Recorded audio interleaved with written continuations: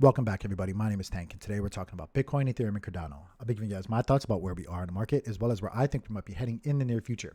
Currently, Bitcoin is breaking down on the chart, trading at $43,700 as we make this video. That is a pull to the downside of roughly about, let's see here, 3.16%, or roughly about $1,400 or so. All in all, guys, that's not a very bad drawdown from a high when we recently just saw Bitcoin trading at $45,397. All in all, when you look at the bigger picture, guys, you got to expect these pullbacks. And a 3.5% pullback is nothing when you consider recent price history or price action for Bitcoin. You know, if I go back on the charts here, we have pumped up since the 20th of last month astronomically, guys. To where we are currently, that's 50%. We've actually gone higher than that, going all the way up to, like I said, 45,000. That's 54%. To have a 3 or 4% pullback, I don't know why everybody's freaking out. Now, there is some reason to be concerned, especially what's going on in the Senate and that infrastructure bill. I know a lot of people are concerned with that. I know a lot of people just inside the charts in general are taking short positions because they're not expecting us to be able to break past that $45,000 price point for Bitcoin. I'll be honest with you guys, though. I would not be shorting this. I mean, if you guys took a short position when we got to 45 and, you guys were tight with your stop losses and all that stuff, great. That's good for you. You do you. My opinion, though, is the trend is obviously to the upside recently.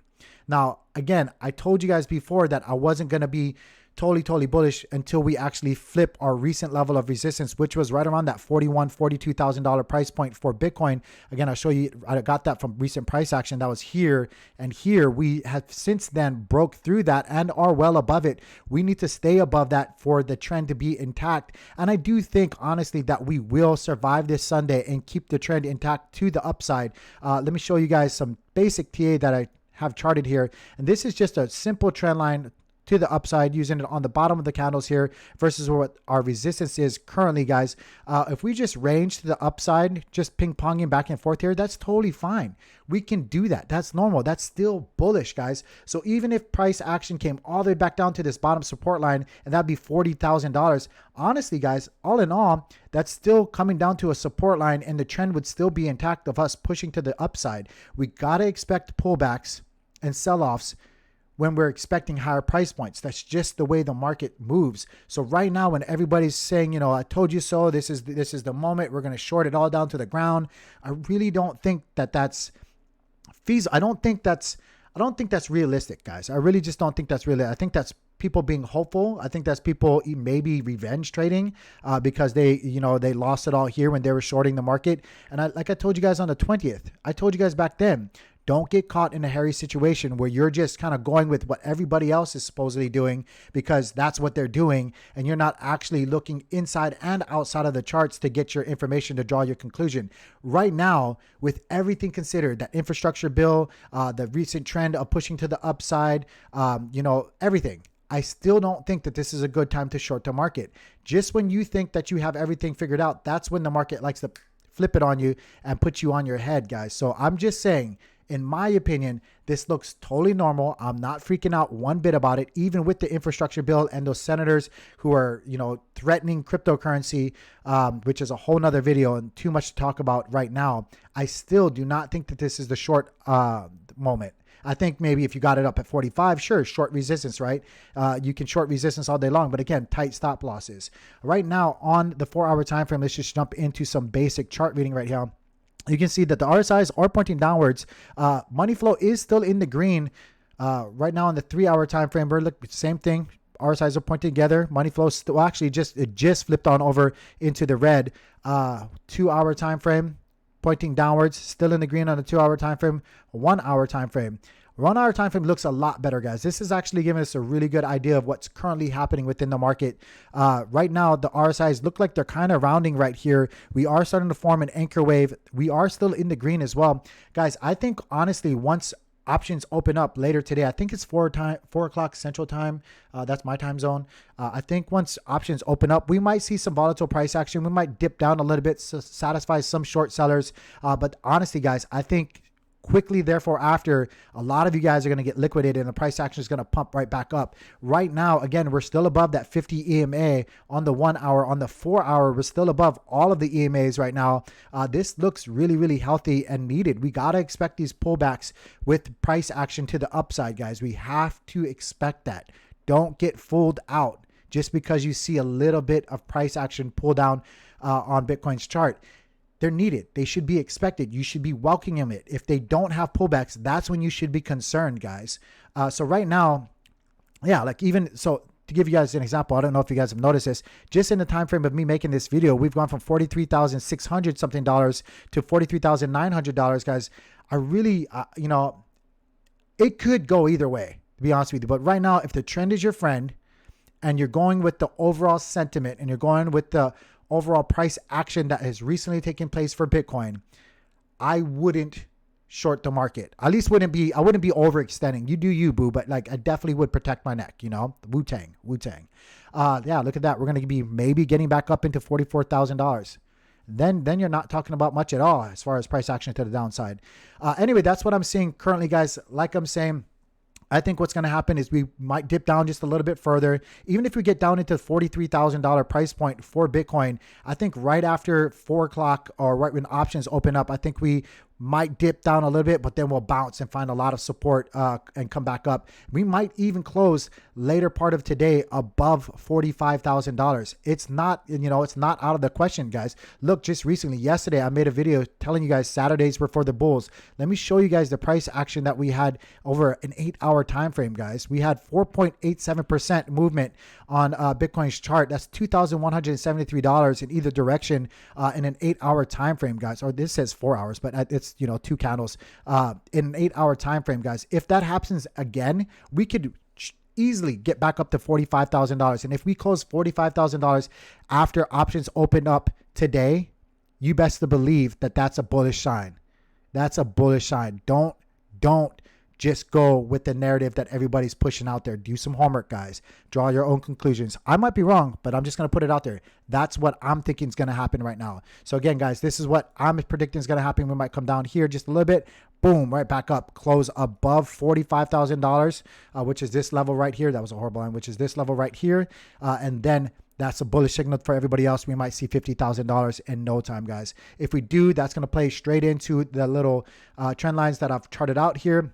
That'll get us right up to this trend line, $47,000 over Monday, Tuesday. We might come back down as resistance gets hit on that trend line and then kind of rally back up. Because again, guys, if you guys look at recent price action for Bitcoin, really there's nothing holding us back between 45,000 and 50,000. I know we kind of like just hyperbolically moved to the upside previously when we went through this level of price for Bitcoin.